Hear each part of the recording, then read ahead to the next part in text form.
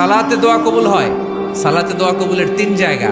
একটা হচ্ছে তাকবীরে তাহরিমার পরে আমরা সানা পড়ি না, আমরা তো একটা পড়ি। আল্লাহর হাবিব সুন্নাহ এবং নফল নামাজে আরো পড়তেন সানা, ওই দোয়া কবুল হয়। 2 নম্বর জায়গা সালাতে সেজদায় পড়ে দোয়া করলে কবুল হয়। আকরাবু মা ইয়াকুনুল আবদু মির রাব্বিহি ওয়া হুয়া সাজিদ ফাকসিরু ফিহি দুআ। বান্দা যখন সেজদায় লুটিয়ে পড়ে, বান্দা আল্লাহর সবচেয়ে কাছে চলে যায়। তা কিন্তু বিশ্বনবী বলে, সেজদাটা তোমার রবের কুদরতি পায়ের উপরে করেছে। সেজদায় পড়ে দোয়া করেন। সালাম ফিরানোর আগে বিশ্বনবী দোয়া করতেন, লা ইউসাল্লিমান্না আহাদুকুম হাত্তা ইয়াতাআওয়াযা মিন আরবা'a।